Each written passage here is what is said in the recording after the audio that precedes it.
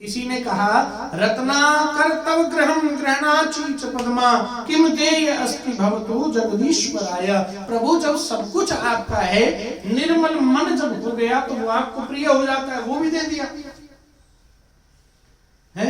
तो प्रभु किसी व्यक्ति को वो चीज दी जाती है, वो वस्तु दी जाती है जो उसके पास ना हो। सही मायने में तो वो है, एक साधारण उपहार हो तो दिवाली के दिन आए और एक ऐसी चीज है घूमती जाती है, भैया सोन पपड़ी का डब्बा, वो घूमे ही जावे घूमे ही जावे घूमे ही जावे।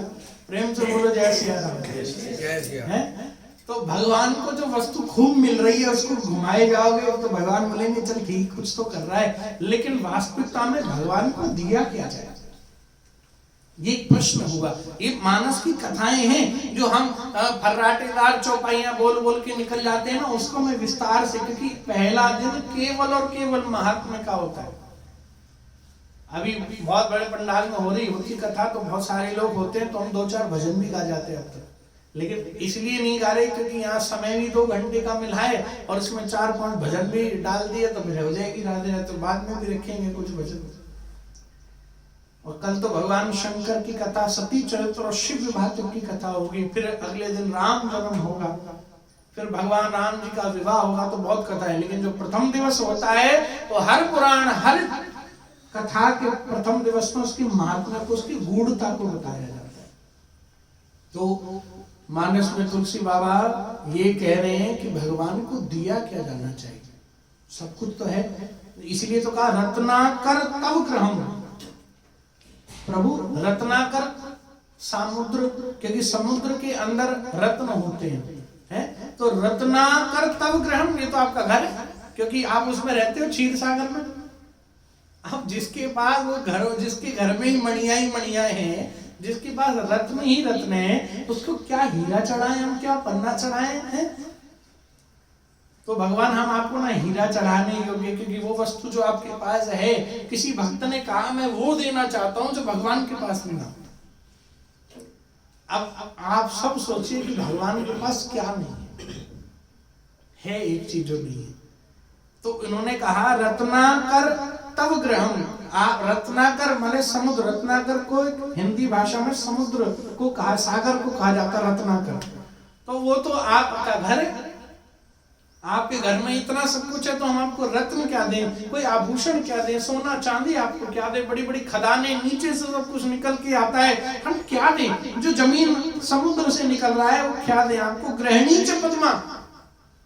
तो किसी ने कहा बोले काम करो, बोले धन दे दो, लक्ष्मी दे दो। अरे बाकी तो घरवाली पद्मा है, जाकी घरवाली स्वयं लक्ष्मी हो, उसको और क्या नहीं, बोले क्या धन चढ़ाने जाए वहां पर, वो तो उसका स्वयं सब कुछ है। तो गृहिणी च पद्मा है, और इतना ही नहीं, किम देय अस्ति, मैं क्या दूं भगवान को, भवतु जगदीश्वराय, हे जगदीश्वर प्रभु आपको दूं तो दूं क्या। बोले बस एक ही चीज है। बोले क्या, बोले मुझे एक बात रामचरित्र मानस में से एक चीज आई थी, और एक गोपियों से बात मुझे मालूम चली थी। जब उद्धव जी गए थे ना, तो उद्धव जी ने कहा गोपियों, बोले क्या, बोले कन्हैया में से हटा लो और ब्रह्म में लगा लो। बोले क्या, बोले मन। बोले मन तो ले गए। उद्धव मन न भये 10-20 एक होतो सो गयो श्याम संग, अब को आराध्य ईश। तो मन तो एक ही होता है, तो वो है। तो किसी ने कहा बोले तो तेरा मन हुआ ना, और भगवान के पास क्या मन नहीं है। बोले तेरा मन ही तो है। बोले मेरा मन है ना, जैसे गोपियों का मन वहां चला गया तो दूसरा नहीं हो सकता। बोले तो फिर बात क्या समझ में आई। बोले भगवान के पास क्या मन नहीं है। बोले मन तो है भगवान के पास, मन नहीं होता तो कैसे होता। तो वायु पुराण में, या ये लेखक ये कहना, तुलसीदास जी ये कहना चाह रहे हैं, बोले भगवान के पास मन नहीं है, सब कुछ है। तो किसी ने पूछा, बोले जी बताओ ये मन क्यों नहीं है फिर उनके पास में। तो कहते हैं करत बलक ही अनुज सम, मनसीय रूप लुभाए। जब पुष्प वाटिका में राम जी पुष्प लेने के लिए गए, तो वहां पर जानकी जी आई अपनी सहचरियों के साथ में। तो जैसे ही लखन जी बगल में खड़े थे ना, तो लखन जी को बोला राम जी ने बोले सुन लखन, बोले क्या? मन सी है, ये मेरा मन लुभा लिया, मेरा मन चोर करके ले गई है। तो उसी वक्त इस लेखक ने इस बात को पकड़ लिया, ओ इसका मतलब ये है कि भगवान के पास मन तो है ही नहीं। बोले मन तो जानकी जी लेके, उनके पास मन नहीं है। बोले यदि मन होता तो किस किस को देते? बोले दिल तो एक ही है ना। बोले कहीं कहीं जगह जगह लगाओगे तो चरित्र पर उंगली खड़ी होनी शुरू हो जाएंगी। जगह आज यहाँ लगा, कल वहां लगा, कल वहां लगा, ये मन अलग अलग जगह लगाने लग जाओगे। बोले आज यहाँ अच्छा लग रहा है, आज मन यहाँ लगाओ। इसीलिए तो आपको खूब कहते हैं, बोले भटको मत टिको। बोले क्यों? मन को विषयी मत बनाओ, मन को वैश्य मत बनाओ, मन को इधर उधर नहीं। एक साधे सब सदे और सब साधे सब जाए। या तो एडमिशन लेते नहीं और ले लिया है तो उस अनुशासन से जो भगवान को प्रिय और अप्रिय है उसका पालन करो, और भगवान को जो देने वाली वस्तुएं हैं वही परमात्मा को चढ़ाओ। इसलिए भगवान के पास क्या नहीं निकला? बोले मन नहीं निकला। करत लखन ही अनुज रामा, करत लखन प्रिय अनुज ही रामा, मन सिय रूप राम लखाना। कि स्वयं कह रहे हैं, बोले मेरा मन तो वो लेकर के चली गई। बोले मन को सीता जी ने चुरा लिया। और अशोक वाटिका में श्री जानकी जी एक ही बात कहती हैं, तत्व प्रेम कर मम और तोरा। जब हनुमान जी जाने लगे ना लंका में, तो सब के सब वानरों ने भगवान के चरणों में प्रणाम करके चलने लगे। लेकिन राम जी तो पहले से सब जानते थे, आपको सब कुछ मालूम था मेरे राम को कि क्या होने वाला है। तभी तो अग्नि को जानकी जी को पहले ही दे दिया था। तो फिर क्या जरूरत थी हनुमान जी को सागर पार करके भेजने? जिस शेष नाग के ऊपर स्वयं सोते हैं और जो शेष नाग स्वयं लखन जी हैं, क्या उनको कोई नाग पाश बांध सकता था? कोई नाग पास नहीं बांध सकता था। बस भगवान की लीला है अपने भक्त का नाम करने की। भक्त का नाम कैसे होता है? एक गुरु अपने सब कुछ जानता हो, परमात्मा के निकट रहता हो, भविष्य जानता हो, लेकिन फिर भी संकट में आए हुए शिष्य को दिलासा देता रहता है, रुक अभी रुक, देख होगा देख होगा, तो बस ये कर ये कर ये कर, सब पता है। और वो पहले ही बता दे तो शिष्य थोड़ा सा परेशान होना भी जरूरी है, थोड़ी फटकार भी जरूरी है। वो कर्मशील कैसे होगा? तो सब उसको मालूम होते हुए भी भगवान कहते हैं यदि गुरु ऐसे हो गए, ज्यादा विद्वान हुए और उन्होंने पहले संकट हर लिया, तो शिष्य तैरना नहीं सीख पाएगा, वो समझ नहीं पाएगा कि इससे निकलना कैसे है। इसलिए जब संत सदगुरु कह दें कि हाँ मैं साथ हूं ना, तेरे बस काफी। और जब मुंह मोड़ने पर आते हैं तो उससे भी बचना चाहिए। इसलिए अनुकूल और प्रतिकूल इन दोनों बातों का बहुत ध्यान रखना चाहिए। हो जाए तो हमने किया और बिगड़ गया तो पता नहीं कहां थे तुम, ऐसे नहीं। इसलिए पहले ये देखो कि पहली 2 सीढ़ियों पर आप खरे उतरे हो कि नहीं उतरे। इसलिए यहां पर कहा तो हनुमान जी को ही विशेष रूप से क्यों किया? भगवान हनुमान जी की कीर्ति को बढ़ाना चाहते थे, क्योंकि हनुमान जी कौन है? जिन्होंने अपने मान का हनन कर दिया वो हनुमान है। जो मान का हनन कर दे, जो अभिमान का हनन कर दे वो हनुमान है। इसलिए मान से परे उठ जाओ कि मैं बड़ा आदमी तो ऐसा क्यों करूंगा, मैं झुकूंगा क्यों। तो मान का जो हनन कर दे वो हनुमान है। हनुमान जी की कीर्ति को बढ़ाना था, इसीलिए ही हनुमान जी को ही भेजा समुद्र पार, जो सेतु पल भर में बना दे, जिसकी मन की गति पूरे सब के सब दिशाओं को देखती हो, वो जा नहीं पाएंगे।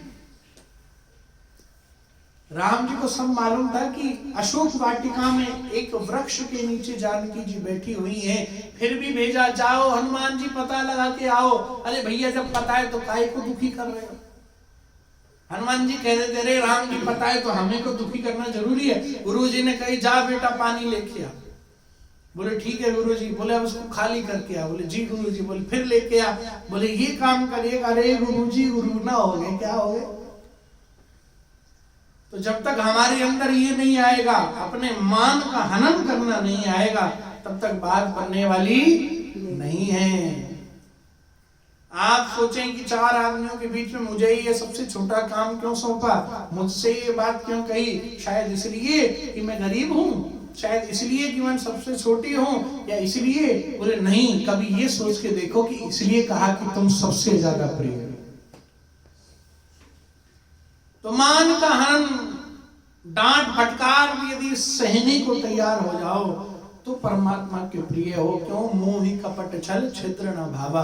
तो हनुमान जी इसी बात को कहते हैं। बोले जानकी जी वैसे तुमसे बात करेंगी नहीं, एक बात बोल देना तब वो समझ जाएंगे। वो क्या?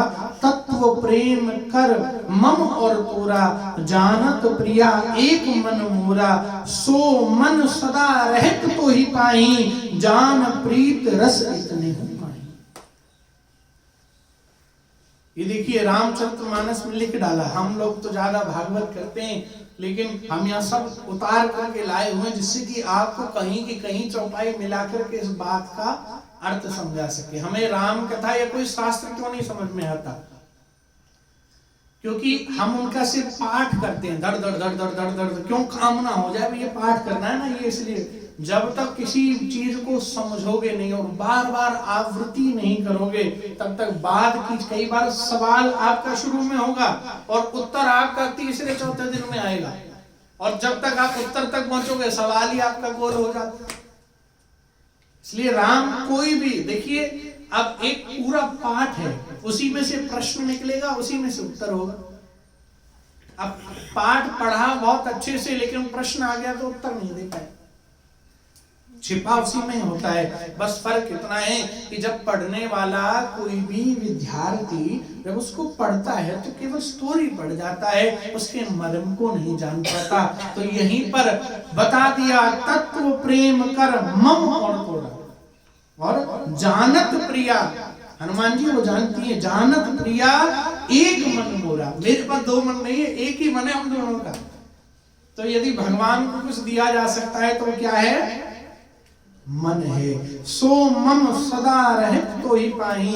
अरे जानकी जी मेरा मन तो सदा तुम्हारे पास रहता है, मैं तो यहाँ बिना मन के बैठा हूँ। जान प्रीत रस इतने होना, इसलिए आपको स्वीकारना है। यदि आपको भगवान को अपना बनाना है तो अपना मन दीजिए, निर्मल मन की बात कहिए चौपाई में। आत्मा की बात नहीं कही, बुद्धि की बात नहीं कही, नेत्र मुख की बात नहीं कही, न माला की बात कही, ना नाम की बात कही कि नाम जब जो करते हो वो कहते हैं मन। यदि मन से होगा ना तो सब काम हो जाएगा। इसलिए सीता ग्रहीत मनसा मनसोस्ति दैन्यम, दत्तम मनो रघुपते कृपया ग्रहणात। हे प्रभु सीता ग्रहीत मनसा, क्योंकि आपका मन, आप बिना मन वाले हो गए। बोले प्रभु यदि परमात्मा को कुछ देना है ना, बाहरी वस्तु तो एकमात्र उपहार है। भगवान को कुछ चढ़ाना है ना सच्चे किसी चीज को, तो वो मन चढ़ाओ। इसलिए बोले मैं क्या मन सोचते दैन्यम, प्रभु मैं आपको अपना मन दे रहा हूं। तो तुलसीदास जी कह रहे हैं इस कथा को सुनने से पूर्व इसका महात्म्य जानना है, इस बात को समझना है। तो प्रतिकूलस्य वर्जनम, तो भगवान को जो प्रिय है उसको अपनाओ, जो भगवान को प्रिय नहीं है उसको आप भी मत अपनाओ। और यदि भगवान को जो देना है जिससे कि कुछ हो जाए, तो भगवान बिना मन वाले हैं, क्योंकि भगवान का मन तो अपनी प्रिया में रहता है। इसलिए यदि कुछ देना है तो भगवान को आपके किसी वस्तु की आवश्यकता नहीं है, किसी चीज की जरूरत है तो मन है, तुम बस मन नहीं लगा रहे। आप यहाँ सब बैठे हो, अच्छे वस्त्र पहन करके आ जाओगे, बोले वो भी जरूरी है। क्यों? फिर कहते हैं अपने प्रियतम, अपने लाडले किसी अच्छी जगह पर जाएं तो बढ़िया सज धज के जाना चाहिए। काहे को बिना रोए पटे फटे पुराने वस्त्र पहन के क्यों जाना है?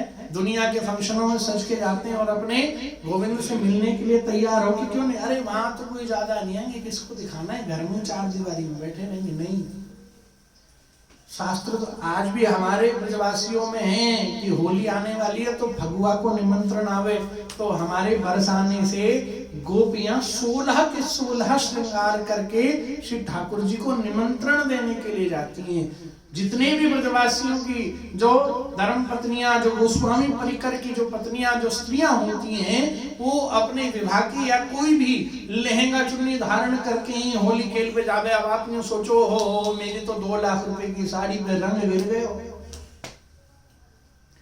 तो इसलिए सजाना जितना बाहर जरूरी है उतना सजाना अंदर भी जरूरी है। श्रृंगार केवल बाहर का नहीं होता, श्रृंगार बाहरी अपने प्रियतम के उत्सव को और अच्छा करने के लिए होता है। लेकिन बाहरी चकाचौंध को देख करके यदि अंदरूनी मन के श्रृंगार को नहीं किया, मन को यदि मक्खन के नवनीत की तरह नहीं किया और उसमें प्रियतम को नहीं बिठाया, उसमें परमात्मा के नाम को नहीं बिठाया, उसमें छल कपट यही बसे रहे, तो फिर निर्मल नहीं हो पाओगे, और निर्मल नहीं हो पाओगे तो फिर उसको पा नहीं पाओगे। तो निर्मल मन जन सो मोहि पावा, मोहि कपट छल छिद्र न भावा। ऐसे प्रभु बोले मेरा मन बस यही है। और देखो हम मन ही क्यों दें? मैंने आपको बता तो दिया, रास्ता तो बता दिया कि क्या देना है भगवान को, मन देना है। अब मन ही क्यों दें? अब देखो भगवान या शास्त्र और संत इसलिए कह रहे हैं कि हो सकता है कि धन किसी के पास ज्यादा या कम हो, लेकिन दे तो सकते हो। किसी के पास नहीं भी होगा ना तो भीख मांग के भी दे देगा। गिनती की आवश्यकता नहीं है, संख्या की आवश्यकता नहीं है, लेकिन वो दे सकते हैं। धन बड़ी चीज नहीं है, वो दे सकते हो, दे सकते हो और दे सकते हो। कोई कह रहा नहीं दे सकते, दे सकते हो। तुम गिर के, तुम थोड़ा झुक करके भीख मांग के ले आना, भिक्षा मांग के ले आना, मिल जाएगा। अन्न दे सकते हो, बोले कहीं बोले घर में एक अन्न का दाना नहीं था तो भी देखो भगवान के लिए है सुशीला मांग के लिए आई थी। तो कौन कहता है कि आप अन्न नहीं दे सकते? कौन कहता है आप धन नहीं दे सकते? सच बात तो यही है कि आप अपना मन नहीं दे सकते। दे दिया ना ना गुरु जी ऐसी कोई बात नहीं, आपने बोल दिया हमने दे दिया। मन ही नहीं दे पा रहे हैं। आपकी चले क्या, कभी कभी तो हम ही नहीं दे पाते। चलो गुरु जी होकर के मैं आपको ये बात समझा रहा हूं, क्योंकि अपने ऊपर नहीं लोगे तब तक आपको समझ में नहीं आती है। मैथ के मान लो x है, गणित में मान लो, अरे मान लो गुरु जी नहीं दे पाए, लेकिन फिर भी यही देना है। बोले क्यों? बोले मन दुखी रहता है जी, मन में ही तो सभी अभिलाषाएं हैं। मन के मारे हार है और मन के जीते जीत, मन ही मिलावत राम सो मन ही करत भजीत। मन के मारे वन गए, वन तज बस्ती माही, कहे कबीर मन लालची, ये कहूं ठहरत नाही। तो मन ही नहीं दे पाते, मन ही नहीं टिका पाते, मन से ही हार जाते हैं, मन से जीत जाते हैं। सच बात तो फिर यही है कि मन ही है जो उसको दे नहीं पा रहे, बाकी सब दे पा रहे। हम नहीं दे सकते गुरुजी, हमारे पास नहीं है। क्या नहीं है? सोचा क्या? बोले मेरा शरीर ठीक नहीं रह सकता, तन नहीं दे सकती। अच्छा, धन ज्यादा नहीं है तो वो भी नहीं दे सकती। किसी ने संख्या लिखी क्या है? किसी ने पूछा, बोले गुरुजी सेवा करनी है, बोले कितनी कर दूं? मैंने अच्छा ओ पूछ के कर रहे हो, गुरुजी ने बोल दिया तो फिर क्या कर पाओगे? है किसी का कोई खूब काम बन गए, बोले वाह वाह गुरुजी, नहीं बने नहीं गुरुजी तो बेकार है, काम तो बना नहीं, चमत्कार बन, काम बन गया, बस गुरुजी प्रणाम करने आना था, बस प्रणाम में ले गए झंडी है। तो हम जो नहीं दे पा रहे हैं वो सच्ची में बात यही है कि हम मन नहीं दे पा रहे। सच मानना और ये सच्चाई है। जीवन में धन भी आवश्यक है, वस्तुएं भी आवश्यक हैं, आपका यहाँ बैठना भी बहुत जरूरी है, लेकिन सच मानना, मैं और मेरा प्रियतम केवल आपसे मन चाहता है। आप याद रखना, मन लग जाता है ना। तो दशरथ जी ने राम लला के प्रागट्य उत्सव की प्रसन्नता में, नंद बाबा ने लाला के जन्मोत्सव की प्रसन्नता में अपनी जेब तक फाड़ डाली थी, कपड़े फाड़ डाले थे। तो आपको तो कुछ वस्त्र फाड़ने के लिए नहीं बोला जा रहा, आपको अपना खजाना लुटाने के लिए नहीं बोला जा रहा, आपको बस ये बोला जा रहा है कि यदि मन लगा दोगे ना।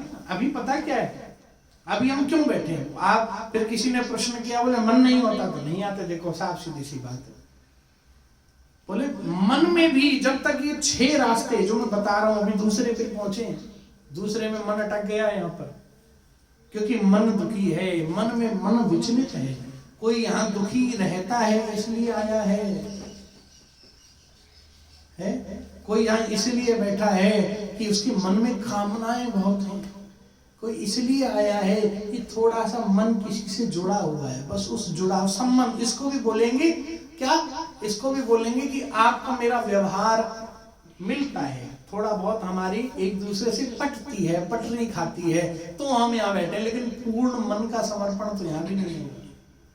तो आप जो यहाँ पर बैठे हैं, या तो किसी के बुलावे पर बैठे हैं, या मन दुखी रहता है तो चलो सत्संग में चल पड़ते हैं। कोई कह रहा है कि बोले बहुत अकेलापन है तो चल पड़ते हैं। कोई कहता है भगवान की भक्ति तो करता हूँ, बोले वैसे हो नहीं पाती तो चल पड़ते हैं। कोई किसी के साथ व्यवहार अच्छा है इसलिए चल पड़ते हैं। कोई कहे है बना तो लिए गुरुजी, अब गुरुजी की बात भी पड़ोस में रह के कैसी डाली जाए, चल चलते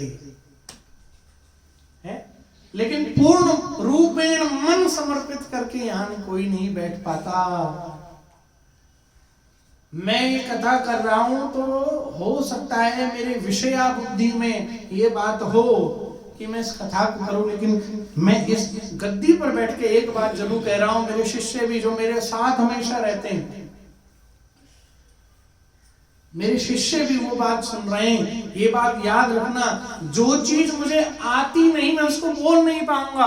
और ये बात सच है कि यदि मुझे किसी चीज को जानना है तो मुझे उसका अध्ययन करना पड़ेगा, और अध्ययन में भी इतना लीन होना पड़ेगा कि जितनी देर भी करो उतनी देर ये सोच करके मेरे शिष्य बैठे हैं, बिल्कुल शास्त्र मत उठाना। कई बार ना एक दोष लग जाता है जिसको नैकट्य दोष बोलते हैं। एक दोष होता है जिसको नैकट्य दोष बोलते हैं, और वो दोष कब लगता है पता है? किसी के साथ बहुत निकटतम रहने से। अब एक शिष्य गुरुजी के पास रह रहे, अब शिष्य रोज मिले गुरुजी से, रोज आए जाए। अब एकदम मन में सोचे गुरुजी तो यार माला करे 1 और हम करें माला 10 है। गुरु जी को हम माला झोली लिए नहीं देखते, तो बताओ हम तो गुरु जी से फालतू जब कर जाए हैं। एक है तो बताओ, गुरु जी जगह लेट, हम जगह सो में भी इनसे बाद में और जगह भी इनसे पहले है। तो नैकट्य दोष है। हमारे गुरु जी ने हमें बताया था। तो मैं जब राम कथा पढ़ रहा था और 6 सूत्र है तो मुझे याद आ, और ये दोष मुझसे भी हुआ था। मैं अपने गुरुजी के पास रहता था, तो अब स्वाभाविक सी बात है उनके जगने से पहले जगना पड़ता था। राम कथा में भी ऐसा वर्णन आएगा कि राम जी सबसे बाद में सोते थे, और फिर उनके दास राम जी के साथ लखन जी वन में गए तो पहले गुरु जी सोवे, फिर राम जी सोवे हैं, और फिर जानकी जी सोवे, और फिर ये सो जाए, फिर लक्ष्मण जी सोवे, और ये भी सो जाए, तब कहीं हनुमान जी सोए। आप सोचो, जो परम दास है उसको इन सबसे पहले जगना भी है।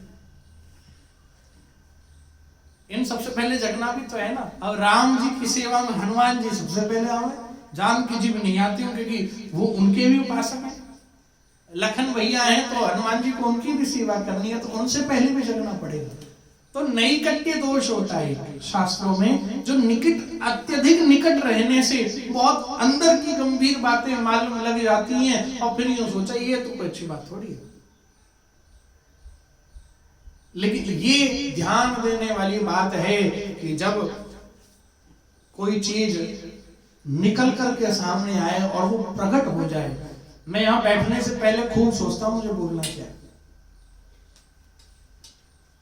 मुझे बहुत देखने वाले भी सोचते हैं गुरु जी अध्ययन कर रहे हैं, बोले बहुत कम समय में गुरु जी ने ऐसे कैसे कर दिया, लेकिन जो प्रेजेंटेशन होती है वो मैं भी नहीं जान पाता वो बुलवा क्या रहा है, और बस यहाँ बैठते ही वो कोई आशीर्वाद देता है। क्यों? क्योंकि जब घर से निकलता हूँ तो मैं अपनी माँ के जरूर चरण छूता हूँ, और बस जिस इष्ट की मैं कथा करने के लिए जाता हूँ बस आंखें बंद करके कहता हूँ प्रभु लाज रख लियो, उसके बाद वो जाने, और बस ये वाणी बस बोलने लग जाती है। बस यही भाव रखना मन में, जो यहाँ आ जाओ तो प्रभु बहुत दुखी मन है, बहुत कामनाओं से भरा है, और सच्चाई बोलो क्या दुख है। कोई घर में अकेलापन महसूस कर रहा है, कोई कुछ कर रहा है, किसी के पास धन या कोई कर्जा है, हमारे ऊपर भी हो सकता है, हम भी उतारने के लिए कभी कभी बड़े गंभीर हो जाते हैं, वो मन परेशान करने लग जाता है। तत्क्षण बस एक ही उपाय मैं सच बताता हूँ आपको, भले ही 24 घंटे माला मत पकड़ना, लेकिन यदि भजन मन से होने लग जाएगा ना, और यदि मन दे दो, क्योंकि उसको मन की जरूरत है। आपने कहीं नहीं सुना कि हर शास्त्र में आप लोग बहस भी कर जाते होंगे कि कई लोग जो कहते हैं लाख चढ़ाओ 2 लाख चढ़ाओ यही वाला वस्त्र चढ़ाओ, तो पढ़े लिखे व्यक्ति बहस कर जाते हैं कि ये तो कहीं नहीं लिखा, कहीं लिखा है तो बताओ 1.25 किलो दूध ही चढ़ाना है? बहुत सारे लोगों ने बहस करी कि क्विंटल दूध ही क्यों बहाना है। हाँ, नहीं भाव, नहीं भाव, चढ़ाना है तो चढ़ाने का मतलब यही नहीं है कि ये भी लिखा हुआ है कि चढ़ाने के बाद नाले में डाल दो। चढ़ाओ और फिर उसका सदुपयोग करो, ये लिखा है। तो मेरा कहने का भाव क्या है? मेरा कहने का एक ही भाव है कि आपको ना जाने कौन कौन से दुख दुखी कर रहे होंगे, लेकिन उसको एक ही चीज चाहिए तुमसे। कोई भी शास्त्र पढ़ना, खुद पढ़ लेना, सुनाने वाले तो हो सकता है अपने लाभ के लिए आपको बहुत सारी चीजें सुना दे। या जग में दो ही बड़े दामोदर और दामोदर बैठे रहे, दाम करे सब काम। इसका मतलब ये नहीं है कथा में जाओ गुरु जी तो बेचारे मेहनत कर रहे हैं, गुरु जी आपने तो बोला तो मन देंगे हम, तो हम नहीं चढ़ाएंगे लिफाफा। लिफाफा चढ़ाने की बात नहीं है, बोले नोट चढ़े तो पता भी लगे कि को, लिफाफे में तो पता ही ना लगे कि को। अब बाद में जाके कह में कौन था, प्रेम से बोलो जय सिया राम है। तो बात वो नहीं है, संसार को चलाने के लिए हर चीज आवश्यक है। जो ये करते हैं, जो फल पुष्प दक्षिणा जो चढ़ रही है, ये व्यवहारिकता है, ये भगवान की पूजा के विधान है। कि किसी महापुरुष या गुरु के चरणों में जाने के लिए छोटी से छोटी भेंट होती है, बस। इससे भक्ति का और भगवान का कोई लिंक नहीं है। सच बात है, नहीं है। 56 भोग ला करके भगवान को दिखा के और फिर पार्टी मनाएंगे थोड़ी देर बाद, क्यों साहब हैं? आपने इतने सुंदर सुंदर हमारे प्रिय शिष्य हैं, मित्र हैं, सब बैठे हैं, आप खूब आनंद लेंगे चकाचक। इतनी देर कथा नहीं सुनेंगे जितनी देर खूब मस्ती मारेंगे हैं? तो ये सब व्यवहारिकता है, उत्सव के बाद में बस आनंद लेने का जरिया है। सच्ची बात तो यही है कि उसे सिर्फ मन चाहिए। अच्छा, ये सब चीजें क्यों फिर? ये इसलिए क्योंकि सीधा आपको लाख का, करोड़ का, नील पदम का गुणा भाग करना नहीं आ सकता। आपको शुरुआत तो 1 2 3 ABCD से ही करनी पड़ेगी। तो बस जब हम वस्तु छोड़ना सीख जाते हैं ना, फिर मन छोड़ना सीख जाते हैं। ये बात अपने आप अभी मन से आई, अभी सोचा मैंने, अभी भाव अंदर से जगा कि ये चीजें क्यों हैं। क्योंकि शास्त्र में लिखी है, हम ये भी नहीं कह सकते फिर उसमें क्यों लिखी है, कोई प्रश्न कर देगा।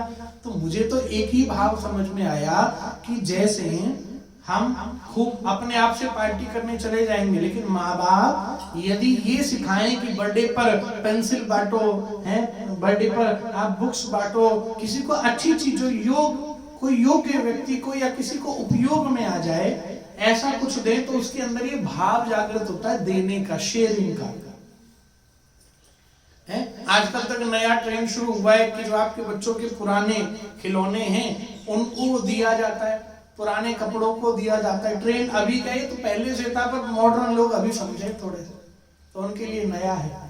तो बस इसको ऐसे समझ लीजिए कि बहुत सारी चीजें हैं जो अब आरंभ हो रही हैं। इसी का भाव है कि आप 1 से लेकर लाख यहाँ चढ़ा जाओ तो भगवान को बुझना थोड़ा पड़ता है।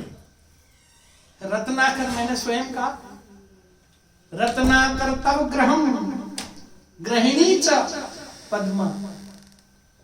तो आपकी कुछ चीजों की आवश्यकता कैसे होगी मुझे बताओ तो सही। तो ये चीज तो हो ही नहीं सकती है। बस समझने वाली बात बस इतनी सी है कि उसको वस्तुएं नहीं है, उसको मन चाहिए। मन, पहले दिन की कथा में मन पे बहुत जोर डाल रहा हूं। मन, क्योंकि जितनी चौपाइयां ले जाओगे ना आगे आगे आगे आगे, सब में एक ही बात है। सबकी वंदना कहते हैं श्री तुलसीदास जी, मूर्खों की वंदना करते हैं, दुश्मनों की वंदना करते हैं, देवी देवता लखन भरत इन सबकी वंदना करी है। रामचरितमानस में बहुत अच्छी बात है। बुराइयों की वंदना करी, बुरे लोगों की वंदना करी। बोले बुरे लोग नहीं होते तो अच्छाई की तरफ कैसे आगे जाते।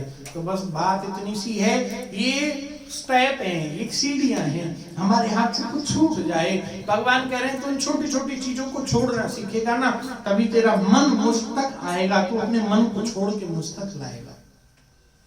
इसलिए किसी आवश्यकता जिसको है उसको कुछ देना। व्यवहार निभाने के लिए आप अर्थ धन देते हो, खूब ट्रे बना करके देते हो, खूब, ये सब व्यवहारिकताएं हैं, अच्छी चीजें हैं। इसका मतलब ये नहीं कि गुरुजी ने मन कह दिया तो मन के अलावा खबरदार जो कोई चीज लाए था। इसका भाव ये है कि उन छोटी छोटी चीजों से आपका भाव ये बदलना शुरू हो कि जब ये छूट रहा है तो गुरुजी कहना क्या चाह रहे हैं, शास्त्र कहना क्या चाह रहे हैं कि वस्तु छूटते छूटते छूटते छूटते छूटते छूटते विषय छूट जाएंगे, इंद्रियां जो हमें पकड़े बैठी हैं हम उनको छोड़ डालेंगे। और छूटने का भाव यही, शेयर करने का भाव यही है कि अंत में बचेगा ही मन, बचेगी बुद्धि, बचेगी आत्मा, वो छूट जाएगी तो उसमें लग जाएगी। इसलिए आज से शुरू करो। जब किसी चीज को देखने का बहुत ज्यादा मन करता है ना, जो भगवान को प्रिय नहीं है, तो अब प्रयास करो कि मैं धीरे धीरे उसको छोड़ दूंगा। आप धीरे धीरे, मैं कोई नशा करने वाला व्यक्ति कहता है पर कर नहीं पाता है ना, क्यों? क्योंकि उसको छुड़वाने वाला या छुड़वाने के लिए जो कारण है वो पक्का नहीं होता। कोई खूब स्मोकिंग करता है, कोई खूब ड्रिंकिंग करता है, जब तक उसको कैंसर ना हो जाए ना, जब तक उसका गला बंद ना हो जाए, मुंह बंद ना हो जाए, तब खींचे जाएगा। तो उसको कारण मिल गया, अब मेरी मौत होगी, अब छोड़ देता हूं। मैंने ऐसे अपने ही कुछ शिष्यों के परिवार में देखे, मुझे आज वो बात याद आ रही है, सच कह रहा हूं आपको कि खूब कहा। और ऐसी बात नहीं, भजन में भी कोई कमी, बोले गुरुजी छूट नहीं रही, छूट नहीं रही, ये नहीं हो रहा, वो नहीं हो रहा। और जब डॉक्टर ने कह दिया ना, मैं उस दिन उसके पास जाकर के बैठा और खूब रोया। बोले गुरुजी आप क्यों रो रहे हो? बोले भैया रो इसलिए रहा हूं कि तुझे मेरी बात, तेरे परिवार वालों की बात, तेरे खानदान वालों की बात, जिस चीज को तू इस्तेमाल कर रहा था उसके पीछे लिखा होता है, तुझे किसी की नहीं समझ में आई। जब अति हो गई कि अब तू कर ही नहीं सकता, तो तूने वो काम किया।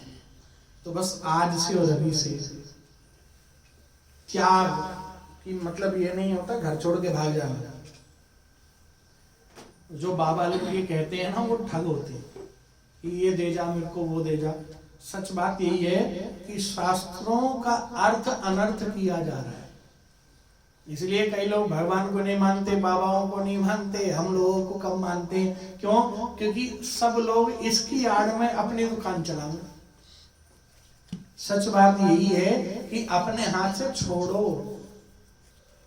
पहले देखो, दो चीजों को छोड़ना सीखो। एक तो बुरी आदत जो लत लग गई है, और दूसरी चीज जो आपके पास है, जो आता है, जो मिल जाता है। यदि आपको लगता है मेरे को भोजन तो बहुत बढ़िया मिल रहा है, रोटी में तो कोई कमी नहीं, अब भगवान, अगर आप ये मानते हो कि भगवान ने रोटी में कमी नहीं छोड़ी, तो साल में महीने में, हफ्ते में या रोज अपने हाथे से रोटी निकाल दिया करो।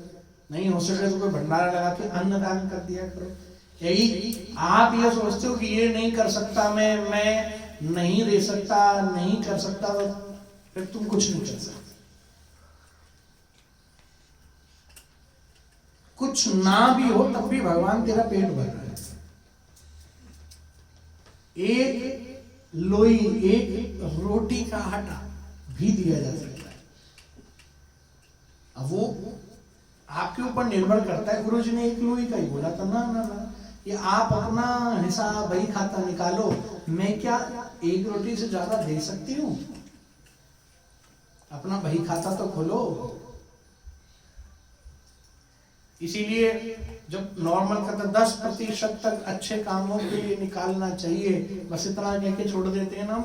आज इस रामचरितमानस में जीवन को जीना बताया है, इसलिए खूब और जोर लगा के कहा जा रहा है, छोड़ो, कुछ दो, कुछ छोड़ो अपने आप से। और ये भाव से कभी मत छोड़ा करो, भंडारा लगा दूंगा ना कष्ट मिट जाएंगे, फिर तेरा भंडारा खाने कोई नहीं आएगा। कई लोग ऐसे हैं जो मैं सुनता हूँ कि मैं भंडारा नहीं खाता हूँ। मैंने कहा क्यों नहीं खाता है? अरे ये लोग अपने, किसी ने बोल दिया होगा कष्ट कटेंगे, अरे भंडारा लगा दो। मैं काहे को उसका कष्ट चैन करूं? इसलिए हम भंडारा नहीं खाते है। उससे जाके पूछिए जिसको भंडारा खा के इतनी मन को तसल्ली हो रही है, वो कितनी दुआ दे रहा होगा। तो करने वालों, दान करने वालों, दान जब आप उपाय के रूप में करते हो तो जो उसको पचा सकता है उसी को दिया जाता है। कोई आपसे कहे कि भाई मैं तुझसे टैक्स लेना चाहता हूँ, तो टैक्स दे, तो बोलो अच्छा बताओ। और सरकार कहे खड़ी हो जाए और लोग खड़े हो जाएं, पर सब कुछ ही देना पड़ जाता है। जो उसका डंडा चलेगा जब सब दे दोगे, और वो जबरदस्ती भी ले जाएंगे। कोई कह रहा है तुमसे कि धीरे धीरे करते रहो, देते रहो, तो नहीं मानते। तो ये बात जैसी समझ में आएगी तो छूटना शुरू हो जाएगा। इसीलिए पहली बात क्या बताई थी? आनुकूलेन संकल्पः प्रतिकूलस्य वर्जनम।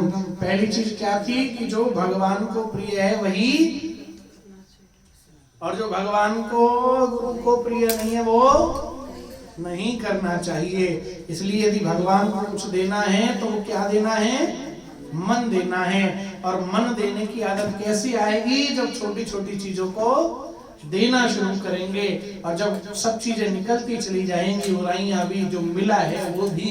कभी कभी ऐसे भी करके देखा करो, एक वस्त्र जो आपको बहुत प्रिय है ना, बहुत प्रिय, बहुत ज्यादा प्रिय, आप खूब लाखों का खरीद के लाए थे, बोले ये तो हम क्या करेंगे, ये मेरी शादी का लहंगा है, ये मेरी शादी का सूट है, ये यादगार है, ये याद बनी हुई है। बोले फिर भैया तेरे जाने के बाद फेंकेगी तो तेरे। ये सच्चाई है, जिसकी मृत्यु हो जाती है उसके वस्त्र को घर में नहीं रखा जाता। मुझे याद है मैं भी रखना चाहता था, लेकिन संसार की रीति है, रखना भी ठीक नहीं, लेकिन रखने का मन था। मेरे दादाजी बैत और चश्मा पहनते थे, वो तक दे दिया, देना पड़ता है। तो इसमें ये बुरा मत मानो कि क्यों दे दिया, जो रिवाज है वो भी निभने दो, लेकिन ये देखो कि तब क्यों दिया। इसका मतलब ये नहीं कि खुद को दिख नहीं रहा तो अपना चश्मा किसी और को भी लगा दो, इसका मतलब ये नहीं है। इसका मतलब ये है कि सिर्फ उसी से मत जोड़ो। इसका मतलब ये है कि हम मरने के बाद भी तो उसकी सब फेंकते हैं, उसकी चारपाई तक दे देते हैं। उसकी चारपाई क्या, वो उल्टा ना आ जा भाई, इसको एक नई चारपाई और दो, बिस्तर दो, इसको सज्जादार दो जिसको बोलते हैं, ये उल्टा नहीं आ जाए, इसको खाने पीने की भी चीजें खिला के भेजो।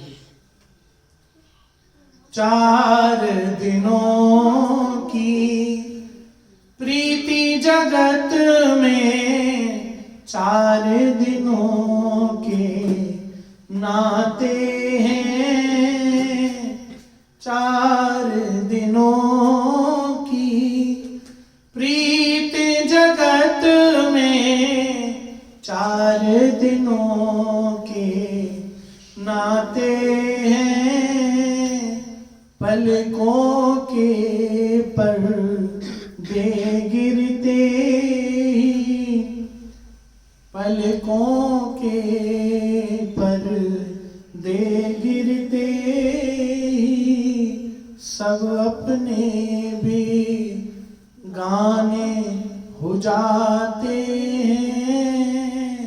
4 दिनों की प्रीत जगत में 4 दिनों के नाते हैं। सब 4 दिनों का है, इसलिए छोड़ना सीखिए। इसलिए मन देना है तो पहले छोटी छोटी चीजों से। हर कथा आपको अलग चीज सिखाएगी, क्योंकि हम खुद सीख के बैठे हैं और ये बात समझ के बैठे हैं कि हमें भी क्या करना है। मैंने तो सोच लिया मुझे क्या करना है, क्या आपने सोच लिया? सोच लिया है और यहाँ बैठ ही गए, और जिस जिसको सुनने का अवसर मिल गया वो करना शुरू कर देना और बताना कि मैंने क्या शुरू किया है और क्यों शुरू किया है, जिससे कुछ और भी लोग प्रभावित हों। जब नहीं समझ में आता ना, फिर जो जिन लोगों का काम वो होता है ना, पूछताछ केंद्र, वहाँ पूछताछ के लिए जाते हैं ना, इंक्वायरी के लिए। जो चीज आपको अधूरी मालूम है या नहीं मालूम है तो आप पूछताछ वाली खिड़की पे जाते हो। तो जब आपकी कोई बात नहीं मान रहा हो तो शिष्य परिकर, सबसे बड़ा भगवान का कोई प्रिय है तो वो एक ही है, जो भगवान कहते हैं कि जो मेरे कीर्तन को, मेरे ज्ञान की बातों का जो प्रचार करता है वो मुझे सबसे प्रिय होता है। सबसे प्रिय वही है। राम कथा में आगे कई बार आएगा, कई बार आएगा। आप कंपनी के सबसे बढ़िया एम्प्लॉय कब हो सकते हो? टारगेट मिलते हैं ना, तो आपकी प्रमोशन कब होगी? जब आप कंपनी के सच्चे और उसको बढ़ाने में आगे रहे। आप कहोगे जी गुरुजी कंपनी बना रहे हो, कंपनी बनी बनाई है, हम भी उसके एम्प्लॉई, हम तो आपको बता रहे तुम भी बन जाओ, तुम भी बन जाओ। तो बनो, क्योंकि मेरी कंपनी है ये नहीं कहती बोले नियम और शर्तें लागू है, टर्म एंड कंडीशंस अप्लाई होंगी। बोले नहीं, यहाँ कोई टर्म कंडीशन नहीं है। कंडीशन है तो वो बस एक ही है कि बस क्योंकि हमारी कंपनी में इस भक्ति के क्षेत्र में कंपनी, आप कहोगे गुरुजी अभी तक इतनी देर तक आपने टर्म कंडीशन ही तो बताई और क्या बताया? बोले नहीं, ये टर्म्स कंडीशंस नहीं है। ये क्या है? हमारी कंपनी कहती है ये कंपनी तभी चलेगी जब तुम्हारा खुद का चरित्र अच्छा होगा। हमारी कंपनी तभी चलेगी जब तुम्हारा व्यवहार अच्छा होगा। तो इसका मतलब हमारी कंपनी कहती है दूसरे को फायदा नहीं देना, पहले तू सुधर जाइए फिर सुधारिए। तो ये कंडीशंस नहीं है, क्योंकि प्रेम तो बिना शर्तों के होता है, लव अनकंडीशनल होता है।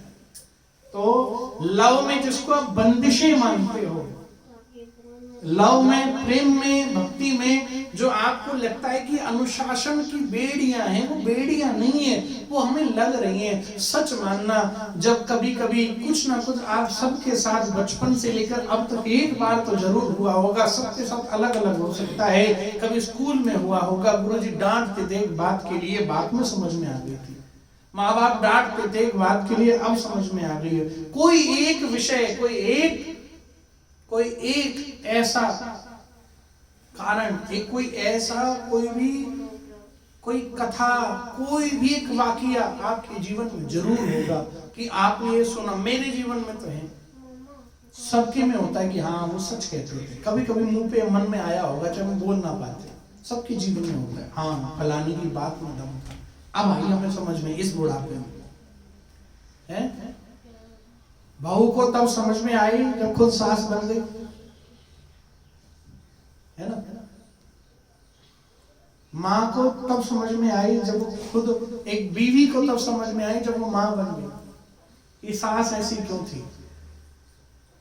तो जब हम परिस्थितियों से सीख नहीं लेते तो नहीं होता। तो बताया गया कि मन को देने के लिए चीजों को देना है और भगवान के प्रिय हो जाओ। ये कहते हैं तीसरी सीढ़ी है, तीसरा सूत्र है। तीसरा सूत्र क्या है? भगवान का प्रिय होना है। और इस प्रिय होने के लिए आपको ये प्रतिकूलश्च वर्जनम रक्षिष्यति इति विश्वास,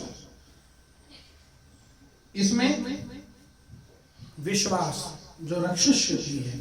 देखो, जो आपका प्रिय होगा ना, आप उसके लिए खड़े हो जाओगे, चाहे वो दुनिया के लिए कितना ही बुरा हो। सच बात है। कोई इंसान दुनिया के लिए बहुत बुरा है, लेकिन वो आपके साथ बहुत अच्छा है, सिर्फ इस कारण से आप उसके संग खड़े हो जाते हो, भले वो गलत क्यों ना हो। सच है ये बात। किसी ने कहा कि तू उसका साथ तो देता है, तो इतना अच्छा आदमी, वो मेरे साथ उसने कभी बुरा नहीं किया, मेरे साथ बहुत बढ़िया रहा है, इसलिए मैं उसके साथ खड़ा हूं।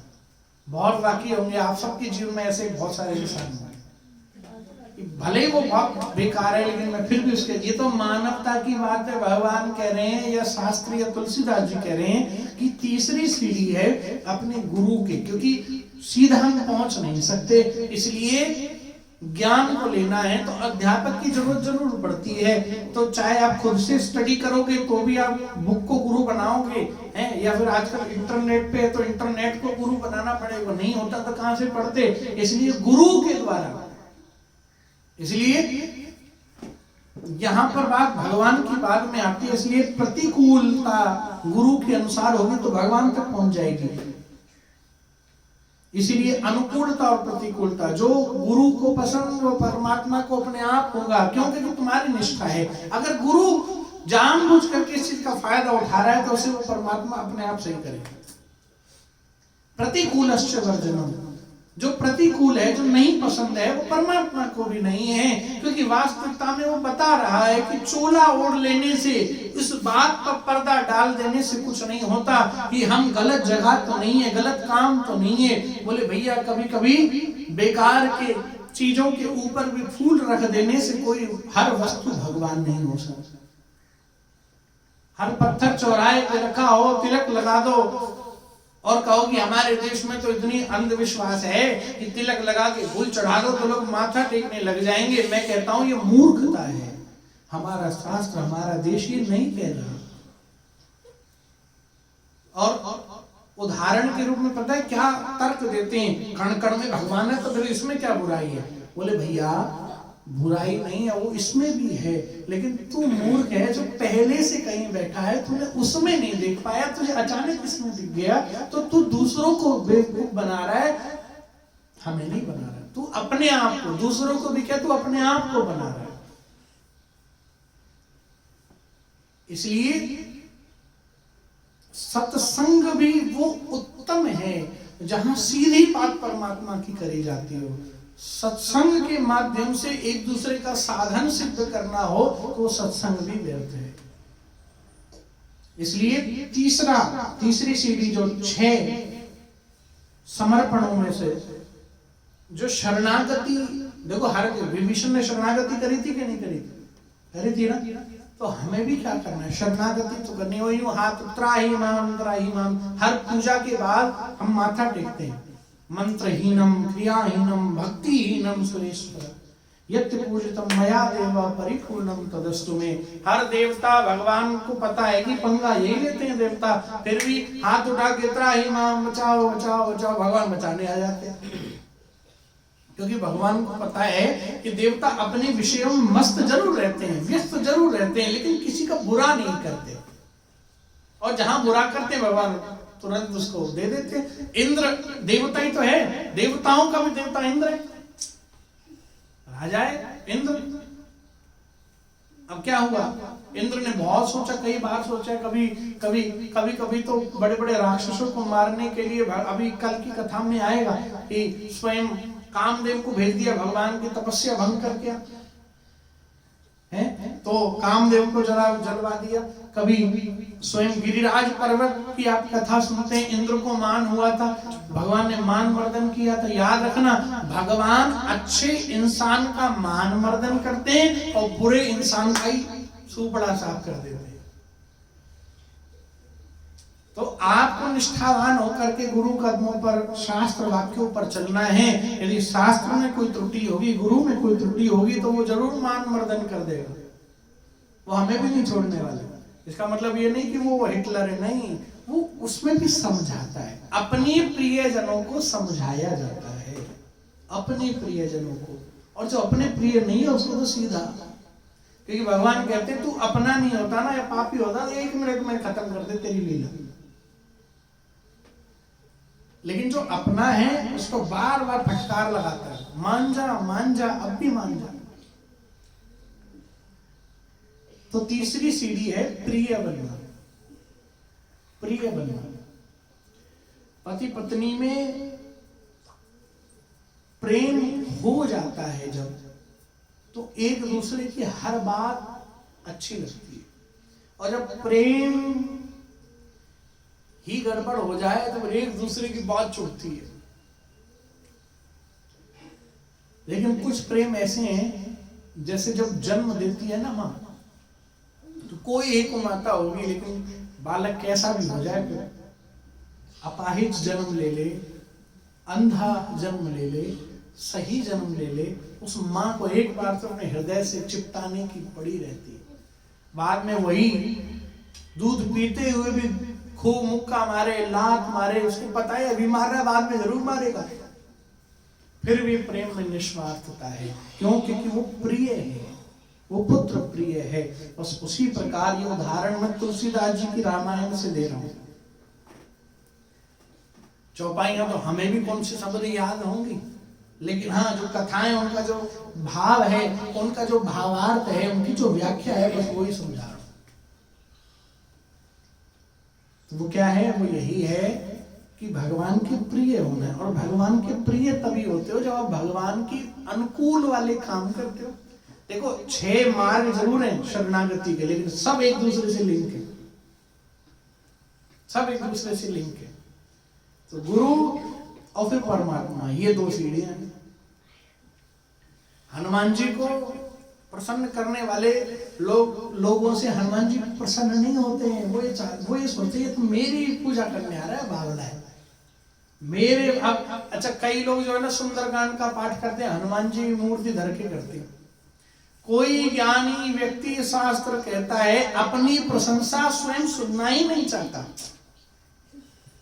और हम लोग हनुमान जी सुंदरकांड शुरू, जामवंत के वचन सुनाए हैं, तो हनुमान जी कहेंगे बड़ा मूर्ख आदमी, मेरी बड़ाई मेरे सामने कर रहा है। नहीं, हनुमान जी इसलिए प्रसन्न होते हैं क्योंकि हनुमान जी के सामने बैठोगे ना, हनुमान जी तू बावला होगा। इसलिए सुंदरकांड हनुमान जी को बिल्कुल नहीं सुनाना चाहिए। सुंदरकांड राम जी को सुनाना चाहिए। जब एक बाप के सामने एक बेटे की तारीफ करने के लिए कोई बैठता है तो बाप प्रसन्न हो जाता है, फिर आशीर्वाद देता है। राम जी के पुत्र हैं हनुमान जी, और जब अपने पुत्रवत अपने हनुमान की तारीफ जब सुनते हैं सुंदरकांड में, तब मेरे राम प्रसन्न होकर के तेरे काम बना देते। हनुमान जी की बड़ाई, हनुमान जी बोलते तेरी वो क्या था, मेरी बिल्ली मोई है मैं। परशुराम जी धनुष टूटने के बाद अपनी बता रहे थे, मैंने क्षत्रियों को विहीन कर दिया सृष्टि से, तो लक्ष्मण जी बोले अपने मुंह तुम आपन करनी, अपनी मुंह से अपनी बड़ाई करे जा रहे हो। बोले तुम्हारे जैसा वीर भी नहीं देखा। वीर तो वो होता है कि उसकी वीरता की बातें कोई और बता रहा हो। तो हनुमान जी कहे मुझे मत सुनाया करो। इसलिए मंगलवार आया नहीं और चालू हो गए हनुमान जी के सामने। हनुमान जी कहते मैं भी हूं तो बुराई नहीं है, लेकिन राम जी को लक्ष्य बना करके सुंदर कांड करना चाहिए।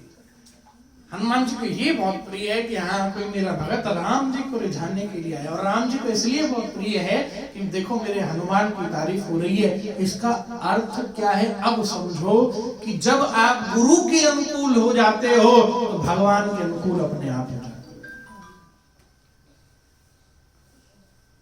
बात आई समझ में? तो प्रिय हो जाना ही इसको कहते हैं। देखो तो प्रियत्व का भाव यहां पर भगवान रामचरितमानस में एक आया है प्रिय शब्द, एक आया है अति प्रिय शब्द, एक आया है अति प्रिय, अतिशय प्रिय, ये तीसरा ही है। मैं सुन रहा था रामचरितमानस श्री राजेश्वरानंद जी की और श्री डोंगरे जी महाप्रभु जी की, शरणानंद जी, ये तीनों की तो मैंने बहुतों से सुना, फिर मैंने खुद से निकाला और समझा कि प्रिय के 3 प्रिय हैं इसमें। एक प्रिय, एक अति प्रिय और एक अतिशय प्रिय। भगवान कहते हैं वो मुझे अत्यधिक प्रिय है जो मेरा नाम लेता है, जो मेरा नाम ले या अच्छे काम करता है, मेरा नाम भी ना ले लेकिन अच्छे तरीके से जीवन जीता है, या किसी की बुराई नहीं करता, किसी का बुरा नहीं करता, वो मुझे प्रिय है। या जो सत्संग जाता है वो मुझे प्रिय है। अति प्रिय कौन है? अति प्रिय मुझे वो है जो मेरे भक्त या अपने गुरु के प्रति जो निष्ठा रखता है, शास्त्रों के प्रति निष्ठा रखता है, गौ ब्राह्मण के प्रति निष्ठा रखता है, अपने संबंधों का सम्मान करता है, जो संबंधी उसको मिले हैं उनका सम्मान करता है, समय समय अनुसार वह खूब परमात्मा की पूजन को करता है, वो मुझे अति प्रिय है। अतिशय प्रिय कौन है? बोले अतिशय प्रिय तो मुझे मेरी जानकी, मेरी सीता है। और अतिशय प्रिय कौन है? जो मेरी कथाओं का जो प्रचार प्रसार करता है और जो भक्ति में डूबा हुआ रहता है, वो मुझे जानकी के सदृश, जानकी के समान ही अतिशय प्रिय मुझे वो होता है। तो मैं प्रिय की बात कर रहा हूं। तीसरी बात है प्रिय की। तो कौन से वाले प्रिय हो ये खुद सोच सकते हो, और नहीं हो इनमें से धीरे धीरे बनने का प्रयास करो। यही वो क्लास है जो अगर गुरु धारण किया है तो यही सच्ची क्लास है, यही आपका विद्यालय है, यही शिक्षा है। कोई ये नहीं कह रहा कि अपने काम छोड़ के ये काम करो, जो गुरु ये कहे और तुम यही पढ़ा रहे यही कर। गुरु हमेशा तरक्की चाहेगा ही चाहेगा, क्योंकि उसका नाम है। अगर देखें तो शिष्य, अब हम लोग कहें कि भाई तेरा ग्रह खराब है और तो इतने 1000 रुपए लगा, तेरे ग्रह की ऐसे शांति हो जाएगी।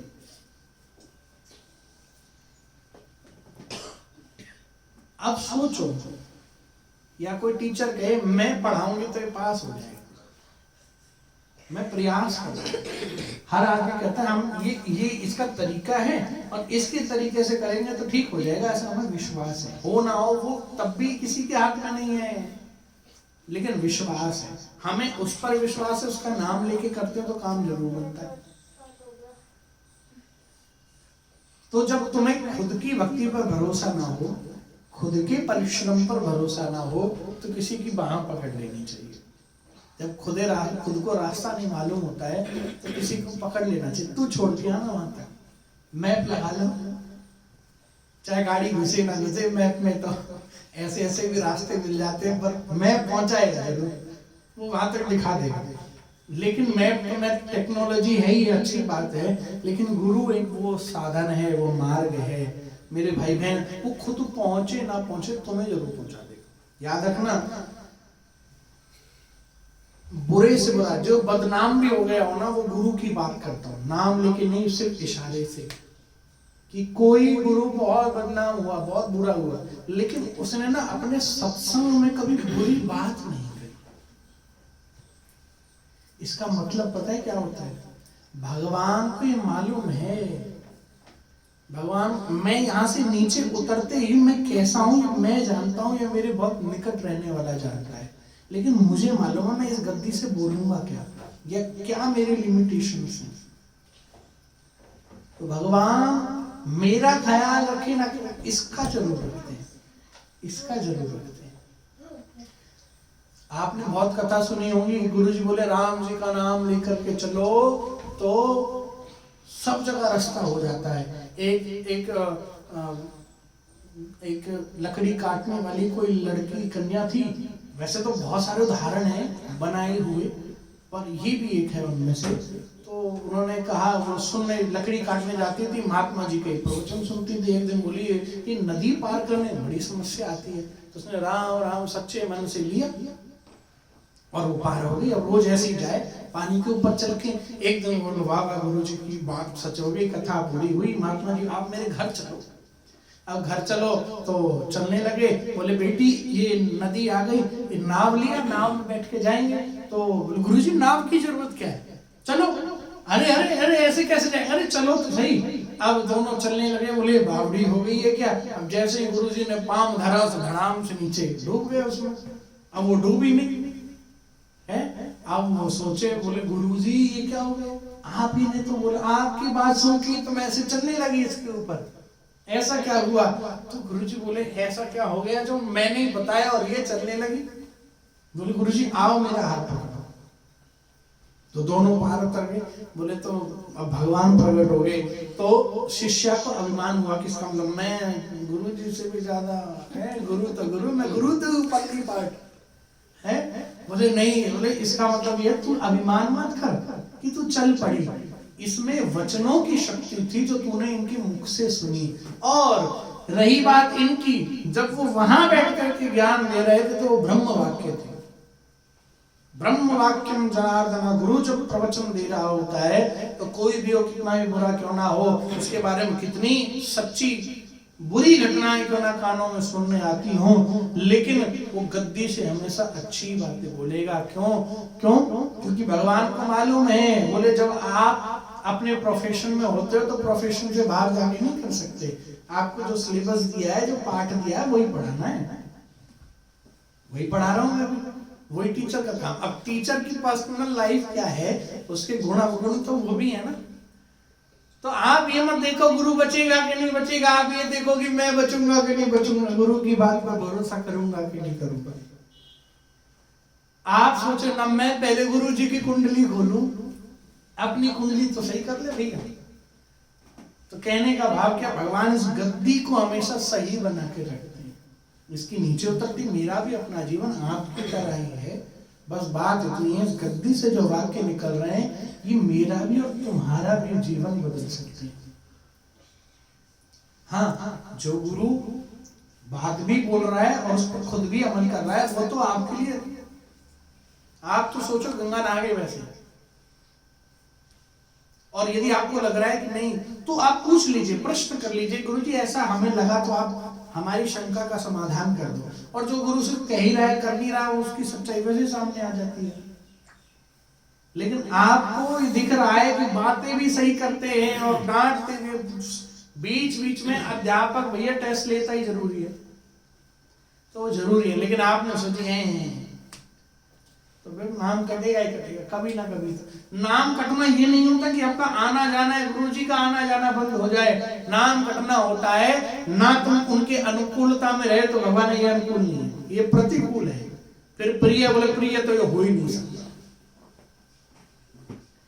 तो तीसरी बात प्रिय, और इसी में ही बात बताई गई फिर यहाँ पर विश्वास, जो मैंने कहा तीसरी बात में रक्षिष्यति विश्वासो, वो हमारी रक्षा करता है, ये तीसरा है भगवान का प्रिय हो जाना। और जब कोई इंसान प्रिय हो जाता है ना तो उसकी रक्षा फिर हरि करते हैं।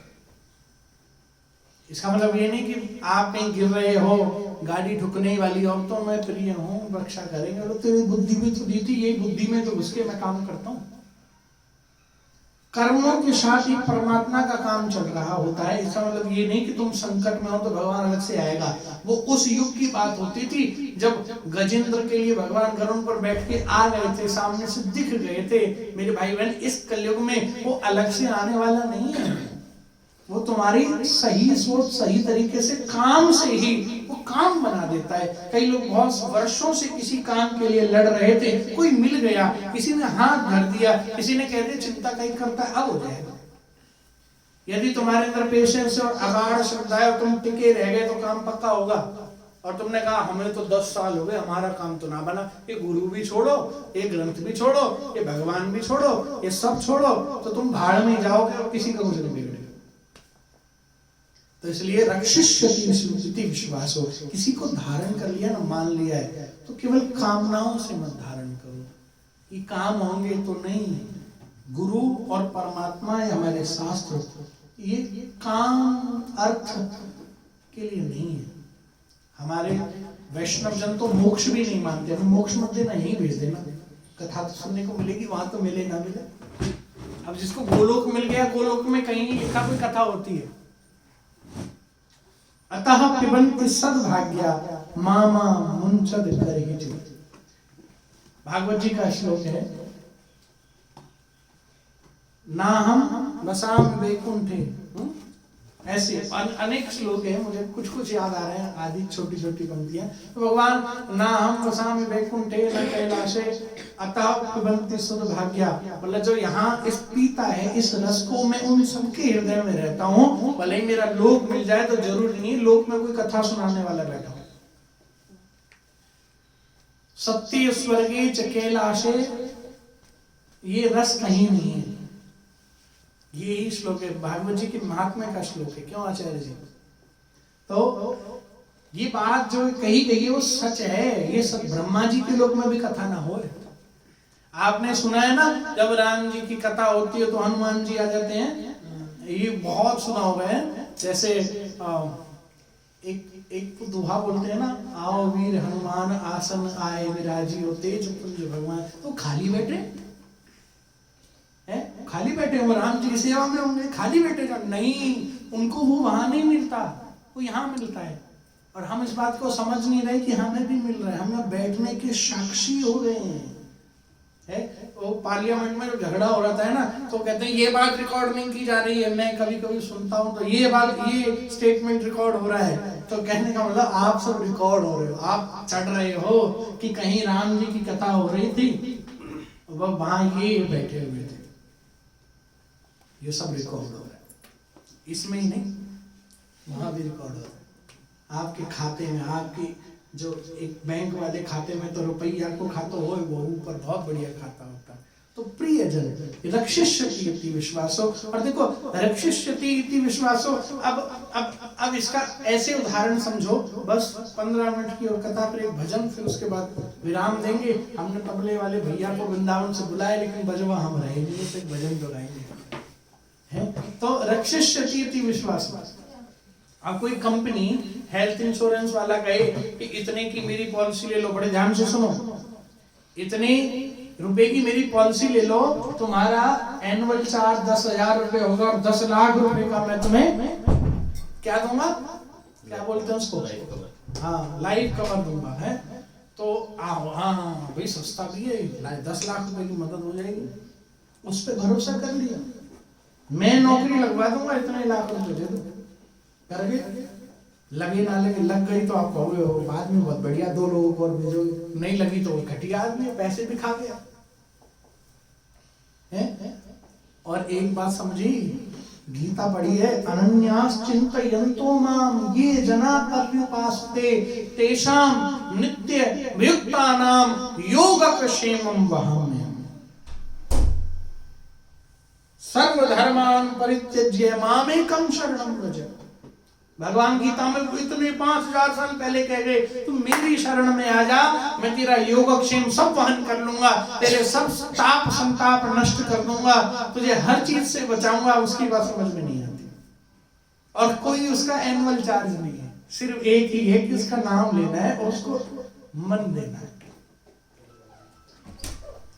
कितने आपने देखे होंगे, मीरा क्या कष्ट नहीं आया, तुलसी क्या कष्ट नहीं आया, क्या नहीं आया, लेकिन फिर भी उसको पाया। इसका मतलब क्या है, वो अपने भक्त की हर मुसीबत को बचाने के लिए संकल्पबद्ध है। ये मैं नहीं कह रहा हूं, ये गीता स्वयं कह रही है। शक्रदेव प्रपन्नाय तवास्मि च याचते अभयं सर्वभूतेभ्यो ददा मे तत् वर्तमान।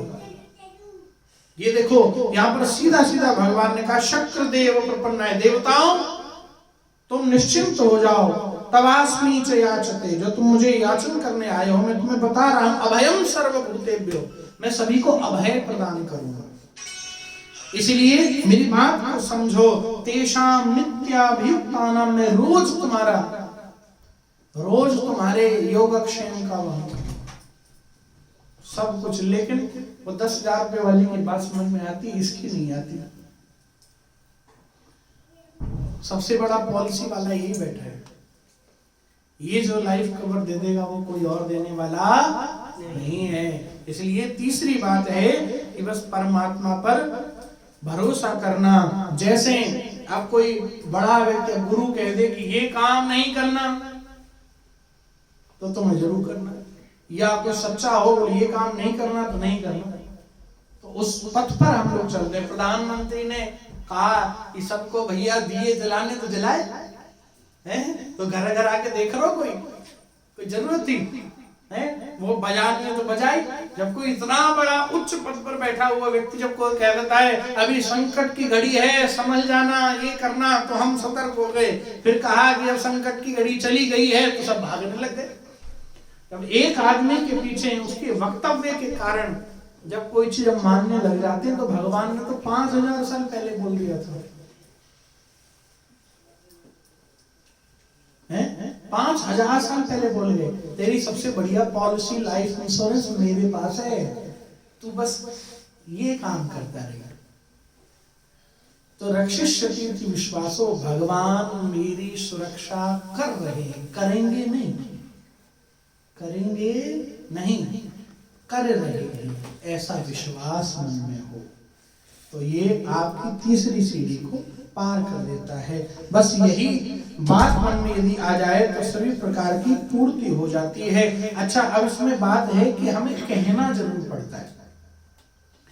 रक्षिष्य भगवान रक्षा उसी की करते हैं जो उसकी शरण में जाता है। मैंने थोड़ी देर पहले कहा ना, और मैं कल भी किसी से निवेदन कर रहा था, किसी को बोल रहा था कि उसको कहना जरूर पड़ता है। अब आप कहो जी, एक तरफ आप कहते हो बिन मांगे मोती मिले और मांगे मिले ना भाई, मैं अगर मांगू तुझे तो तू न देना कुछ मुझे, वरना आशिक नहीं मजदूर बन जाऊंगा मैं। ऐसी भी तो बात आपने सुनी है कि उसे मांगना नहीं चाहिए, उसे मांगने की नहीं कही, उससे कहने की कही। मांगना है कि दिख रहा है। जैसे युद्ध हो रहा था, आपने कहा भगवान मुझे अस्त्र दे दो। अब बात पहुंच गई कहां, महाभारत पर। दुर्योधन आया, बोले क्या दे दो, तू ही मांग ले पहले। तो क्या मांगा? सेना मांगी, अस्त्र शस्त्र मांगे। भगवान कर ले, भाड़ में जा, और तुझे और उससे ज्यादा मिलना भी नहीं था। तेरी सोच कहां। अब देखो, जो मैं बात कह रहा था, बिन मांगे मोती मिले और मांगे मिले ना भीख। तो भगवान से कहना है या भगवान से मांगना है तो भगवान को ही मांगना है। तो भगवान बिना बोले कुछ नहीं देने वाले। मैं कह रहा था कि यदि मान लो रावण अंत समय में भी बुद्धि पलट जाती और सबके सब इतने दुखी थे कि रावण मरे, अब रावण की बुद्धि पलट जाती कि अब तो भगवान मैं आपकी शरण में हूं। और ये बात भगवान ने स्पष्ट कर दी थी सुग्रीव के समय पर। सुग्रीव से कहा, बोले सुग्रीव मैं तेरी भली भांति हर चीज में रक्षा करूंगा, हर चीज में, लेकिन यदि बाली यदि मेरी शरण में आ गया तो मारूंगा नहीं, फिर उसको अपना लूंगा। शरण में नहीं आना चाहिए, शरण में आ गया तो मैं राक्षस को भी माफ कर देता हूं। भगवान तुम्हारी बुराई को देखते नहीं है, बहुत अच्छी बात है। बुराई देखने लग जाए तो हमारे अंदर अच्छाई कुछ है भी नहीं। तो बाली यदि और रावण यदि शरण में आ गया होता तो भगवान मारते नहीं। भगवान का वचन है, जो मेरी शरण में आ जाता है मैं उसको कदापि नहीं मारता हूं, उसके बड़े से बड़े जघन्य पाप को भी मैं क्षमा कर देता हूं। तभी तो रावण ने कहा, यदि मैंने परस्त्री दूसरी पराई पुरुष की स्त्री का हरण कर लिया, मुझसे गलती हो भी गई, तो मंदोदरी समझा रही थी तुमने अच्छा नहीं किया। कुंभकर्ण जगह तो उसने भी समझाया कि तुमने भैया अच्छा नहीं किया, तुमने नरहरि नारायण भगवान की भार्या का हरण कर लिया, तू बावला हो गया। बोले अगर मैं अब ऐसा हो ही गया तो मेरा ये अभिमान ही मुझे लेके मरेगा, मुझे मालूम है, मेरी जिद मुझे लेकर मरेगी, लेकिन मैं भी अब पक्का हूं। मरा। और यदि वो शरणागति हो जाता तो ये 6 जो सूत्र मैं बता रहा हूं, वो रावण की बुद्धि भी ठीक हो जाती और रावण के बराबर तो कोई विद्वान भी नहीं था। लेकिन इंसान की ईगो, इंसान का अभिमान कि मैं ना झुक जाऊं, मेरी बात ना कट जाए, मैं नहीं ये करूंगा, बस उसी में इंसान अपना सब कुछ बर्बाद जा, अब तो जाएगा, फिर उसको कोई पकड़ने वाला नहीं है। रक्षिष्यति विश्वासो। भागवत में कथा आती है, या राम कथा की बात करें, सुग्रीव की बात करें, तो सुग्रीव पिट रहा था खूब पिट रहा था, खूब पिट रहा था। क्यों? उसको लगा था मैं बहुत बलशाली हूँ, और बाली दे मार रहा था बार बार बार बार। भगवान के पास आया, भगवान मर जाऊंगा, तो भगवान ने कहा देख मैं अभय दे रहा हूँ तुझे, तू डर मत, मैं तेरे साथ हूँ, तू जाके युद्ध कर। फिर भी उसने क्या किया, बोले फिर अपना बल लगाने लगा। भगवान बोले कि मैंने बोल दिया तू मानी। कई लोग ऐसे ही होते हैं, जब लोग कह देते हैं कि भाई मैं तेरे साथ खड़ा हूँ, तुझे एक जगह दे दी, तुझे सब कुछ दे दिया, फिर भी तुझे ये करना है, तो क्या होता है? आदमी सोचता नहीं ये बात समझ में नहीं है, आती नहीं उसको समझ में। तो सुग्रीव की भी बात समझ में नहीं है। सुंदरकांड जब आएगा तो ये कथा हम सुनाएंगे आपको। 5वें दिन 6ठे दिन में जब भी सुंदरकांड की बारी आएगी तो हम ये कथा आएगी वहां पर कि सुग्रीव ने पहले अपना बल लगाया, फिर भगवान ने कहा तू पिट रहा है लेकिन मैं तेरे साथ हूं, अभय दे रहा हूं तुझे, तू प्रयास भी मत करियो लड़ने का। फिर देखिए उसने फिर भी अपना प्रयास किया, फिर भी उसने भगवान से अलग हट करके काम किया, बस भगवान का तो पिट। तो या दूसरी बात, जब उसने अंत में यूं हाथ खड़े कर दिए, बोले प्रभु अब तो मैं गया, अब मुझे बचा लो, मैं आपकी शरणागति में हूँ। जैसे ही शरणागत हुए सुग्रीव जी कहते हैं तत्क्षण भगवान ने बाण छोड़ दिया। तब तक बाण नहीं छोड़ा था, काहे को भगवान भी ना लीला करते हैं, वैसी मारा थी, युद्ध करने की क्या जरूरत थी? जब मारना ही था तो भगवान ने क्यों कराया? क्योंकि भगवान बताना चाहते हैं ये जब तक कहेगा नहीं मैं मारूंगा नहीं, इसका भी मन भी तो तोड़ना है। तो जो गुरुद्रोही हो जाते हैं या जो भगवत इन 6 शरणागतियों पर नहीं चलते, भगवान कहते हैं तो मान ले जो मेरे शास्त्र गुरु कह रहा है, नहीं मानेगा तो बिल्कुल। इसलिए रक्षिष्यति इति विश्वासो। दूसरी कथा है इसी का उदाहरण, भागवत में जब कन्हैया छोटे थे तो श्री नंद बाबा जी स्नान करने के लिए चले गए, और स्नान करते करते जब जल के अंदर गए तो कहते हैं यम और जो श्री वरुण जी जो होते हैं, वरुण देवता जो जल के देवता होते हैं, बाबा को ले गए। तो गए ठाकुर जी बचाकर खिलाए, तो लीला आती है। उसके बाद एक अजगर ने नंद बाबा को डस लिया, पकड़ लिया। तो अजगर से बचाने के लिए सब लोग आए, सब भयभीत हो रहे हैं। तो नंद बाबा ने सब देखा, बोले मेरा कन्हैया नहीं आया, मेरा कन्हैया कहाँ है? जब नंद बाबा ने भागवत में कही कन्हैया तेरे बाबा को अजगर ने पकड़ लिया, बचा, अरे लाला मेरी रक्षा कर, तब ठाकुर जी उठ के नहीं तो सामने वहां आराम से पेड़ पे बैठे थे, बोले बाबा कहेंगे तो किसी ने कहा, बोले बताइए तो बाप थे इनके, तो किसी ने कह दिया बोले बाप की तो ये तब तक नहीं सुनता जब तक बाप ना गुहार लगा दे कि बचाने आ, तो हमारी तुम्हारी कैसे सुनेगा? तो याद रखो वो परमात्मा भी तभी एक ही बात को समझ में आता है, बोले उससे कहना पड़ेगा, मांगना नहीं। मैंने दोबारा स्पष्ट कर रहा हूँ, मांगना नहीं कहना है, और मांगना है तो उसे ही मांग लेना। क्योंकि जैसे अर्जुन को फिर भगवान स्वयं मिल गए थे, और मिले भी ऐसे कि ना अस्त्र उठाऊंगा ना मैं युद्ध करूंगा, तो भी उसकी विजय हुई। इसका मतलब क्या है? रक्षिष्यति इति विश्वासो, इतना विश्वास कर लो कि वो रथ हाँक रहा है ना, तो भी मेरी विजय हुई।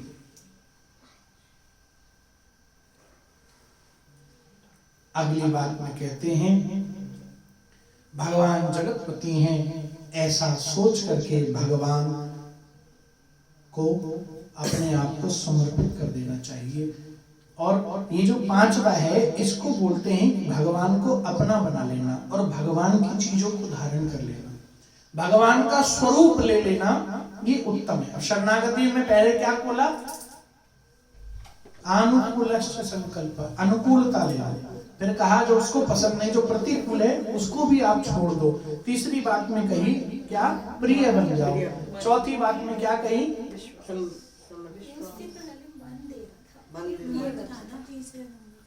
हाँ, तो मन का जो है वो क्या है? जो मन है वो मन देने से जब आपका भरोसा पक्का हो जाता है कि मेरा ये जो स्टेप है ना, कि एक दूसरे के पूरक है, तो रक्षिष्यति इति विश्वास हो। तो रक्षिष्यति जब मन दे देंगे ना, तो रक्षा की भावना अपने आप आ। जब आपने समर्पण कर ही दिया तो रक्षा करेगा। तो इसके बाद में जो चीज आती है वो आती है कि आप भगवान की चीजों को ले लो, अब भगवान के रूप में ढल जाओ। अब आप उनके जैसे कोई इंसान मेरे साथ रहता है तो सिर्फ रहता नहीं है, इस बालक को पता है गुरु जी को क्या प्रिय है और क्या अप्रिय है। जो इसको जो पता है, जो मुझे प्रिय है वो काम जरूर करेगा, जो अप्रिय है वो बिल्कुल नहीं करेगा। ठीक है, इसने सब कुछ छोड़ के, अपना समय, अपना सब कुछ छोड़ के भी यहाँ मन लगाया हुआ है, तो मन मेरे पास है। अब इसकी भली भांति हर तरीके से सुरक्षा करने की जिम्मेदारी, अब आप उसमें जॉब करते हो तो कई जॉब में बोले भैया तुम्हारा इंश्योरेंस, हेल्थ इंश्योरेंस हम कराएंगे, तो वो कराते हैं। उसकी रक्षा या गाड़ी देना, कैब देना, वो जॉब वालों की टेंशन होती है, उनकी खुद की पॉलिसी में होती है चीज, तो भगवान की आ गई। अब इसमें क्या है, अब जो गुरु है, अब उसकी वेशभूषा को अपनाना पड़ेगा। जैसे स्कूल गए तो स्कूल की यूनिफॉर्म पहननी है। आप कहाँ गए, आप किसी जॉब में गए और वहां पे कुछ रूल हैं, आई कार्ड लगा के जाना है। या क्या लगता है कि आप रेस्टोरेंट में जाते होंगे तो आप क्या देखते हो कि उस रेस्टोरेंट के वेटर, उसका एक ड्रेस कोड होता है, सब कुछ होता है कि नहीं होता है। बस उसी प्रकार फिर भगवान कहते हैं मेरे स्वरूप को भी पहचान। अब तेरी पहचान क्या है, तो अपनी पहचान, बोले पहचान, अब आपको क्या बनना है। जो बात बताई इसमें, पांचवी चीज में जो बताई है शरणागति में, वो है स्वरूप को धारण करना। गुरु से तिलक कौन सा मिला है, आकृति क्या है तिलक की, ये लगाना है। वैसे तो माला, कंठी माला मुख्य है, लेकिन कहते हैं चंदन माला ये बहुत जरूरी है। इसलिए नाम, गोत्र, तिलक, बहुत सारी चीजें बदलती है। गुरुजी नाम भी बदल देते हैं, नाम भी देते हैं, और प्रिय हो जाए तो फिर कहते हैं अब तो कौन से बोले, मैं तो बंसल, मैं कंसल, मैं गर्ग, बोली ना, छोड़ो, हो गया वो निभा लिया। अब तेरा जो गोत्र है वो अच्युत है, वो जो गोविंद को प्रिय होता है, ये सबसे प्रिय है। तो फिर गुरु एक गोत्र भी दे देता है। बोले अब तो तेरा नाम ही बदला था ना, अब तेरा गोत्र तेरा बदल ही दिया, तू है किसका, बोले मेरा ही है बस। अब कई लोग आपने वृंदावन में या कई तीर्थों में देखे होंगे, बोले तू किसका है। अब जैसे कोई बाबा से पूछे तुम कौन सी जाति से हो, तो बाबा बोले हमारी जाति नहीं होती है। तो जब भगवान की भक्ति करते करते शिष्य इस स्तर पर पहुंच जाता है ना, फिर कहता है तू तेरा गोत्र भी अब बदल गया। तो गुरु की कृपा से वो, और ये मैं नहीं कह रहा, ये कह रही है कि स्वरूप बदल जाता है। तो स्वरूप में तिलक, कंठी माला, गोत्र, सब कुछ बदल जाता है। इसलिए ये जरूर रखो, कम से कम गुरु पर्व आए तो माथे पर वो तिलक जरूर हो। गुरु के पास आओ तो कंठी माला जरूर हो। आपको गुरु ने नाम क्या दिया है, वो नाम जरूर याद रखो। और यही चीज है, गुरु की कृपा कैसी है, उसके आशीर्वाद के लिए मुझे नतमस्तक होना है, प्रणाम करने की चीज को कभी मत छोड़ो। जब ये हो जाता है तो सब कुछ हो जाता है। ये पांचवा है। और कहते हैं उसी प्रकार ही ये क्यों है, स्वरूप की महिमा किस लिए बताई गई है। स्वरूप की महिमा इसलिए बताई गई है क्योंकि स्वरूप से ही तो पहचान होती है। कोई सुहागन है, कोई सुहागन नहीं है, उसका भी एक अपना स्वरूप है। तो हर चीज का एक स्वरूप होता है ना, तो उस स्वरूप को धारण करना ही परमात्मा का पहचान पत्र होता है। जो पांचवी बात कही है उसको स्वरूप धारण करने की बात कही। इसलिए पांचवी शरणागति में स्वरूप धारण करो। और छठी शरणागति है कार्पण्यम। कार्पण्य का बात है कि दीन बनो, छोटे से छोटे हो जाओ। इस बात को कहकर के मैं अपनी कथा को विश्राम दूंगा। छठी शरणागति है कार्पण्यम। कार्पण्यम का मतलब है अपने आप को बहुत हल्का बनाना, छोटे से छोटा बनाना। और वो क्या है, राई को 20 हिस्सा ताही में पुनि 20, और उससे भी छोटे हो जाओ तो मिल जाएं जगदीश।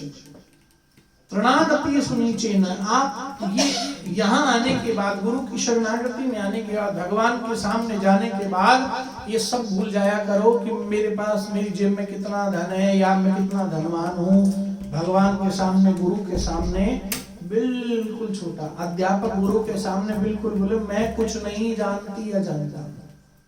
भगवान कहते बिल्कुल दीनहीन बन जाओ। अपने आप को छोटे से छोटा, हर किसी के सामने, किसी को बड़प्पन मत दिखाओ, मैं ये हूं, मेरे पास ये है। जब आदमी को सरलता आ जाए, छोटे से छोटा कब हो सकते है, उसका एक समाधान है कि आपको सरल होना है। अभिमान हर चीज का, धन का हो, घर का हो, गाड़ी घोड़े का हो, कोई बहुत बड़ी अच्छी जॉब का हो, किसी भी चीज का भी अभिमान हो तो उसको छोड़ दो। किसी की बेटी नहीं है, मेरी बेटी भी तेरी बेटी है। किसी के पास धन नहीं है तो कोई बात नहीं, धनवान कौन से सुखी रहते हैं, ये बात कहकर भी केवल तसल्ली मत दो, ये बात को समझो भी। और जब ये बात समझ में आ जाए तो कार्पण्यम, और जब कार्पण्यता जब जीवन में आ जाती है और आपका समर्पण होने लग जाता है, तो शरणागति के ये 6 लक्षण हैं। आप मुझे बताएंगे पहली कौन सी है, दूसरी, तीसरी प्रतिकूलता मन में ही आता है, क्योंकि मैंने बोला था निर्मल मन जन सो, ये इस भगवान की प्रिय और अप्रिय वस्तु है, इसलिए दूसरे में मन आता है। इसलिए निर्मल मन, ये मैंने चौपाई सुनाई, ये दूसरे में है। पहला कौन सा, दूसरा मन या प्रतिकूलता, दोनों को समझिए, क्योंकि मन समझेंगे तो हित वाली चीजें समझ में आएंगी, प्रतिकूलता बोलेंगे तो ये समझ में आएगा कि जो उनको पसंद नहीं वो भी नहीं करना है। तीसरी प्रिय बनना है। प्रिय कैसे बना जाता है, हाँ, शेर किसी की मदद करने से, अच्छे काम करने से प्रिय बना जाता है। चौथी चीज क्या है, रक्षिष्यति विश्वास, वो हमारी रक्षा करता है, करेगा, कर रहा है, और विश्वास उसके प्रति। पांचवी कौन सी, और छठी, छोटे से आज से ये 6 के 6 करेंगे तो सब उत्तम हो जाएगा। और यही सबके चरणों में प्रणाम करते हुए श्री कहते हैं, हनुमान जी की बात का मैंने उदाहरण लिया था, उन्होंने अपने मान का हनन कर दिया। अभिमान ही नहीं है, अभिमान का तो हनन करना ही चाहिए। हनुमान जी ने तो अपने मान का भी कर दिया था, हनुमान जी ने अभिमान का नहीं किया था, मान का हनन कर दिया था। इसलिए मतलब एक तो होता है अभिमान को छोड़ दो, एक होता है कि जो सम्मान मिल रहा है ना, ऐसा नहीं कि तुम बुराई तो कुछ नहीं करते हो लेकिन तुम्हें अच्छाई का बहुत श्रेय मिलता है।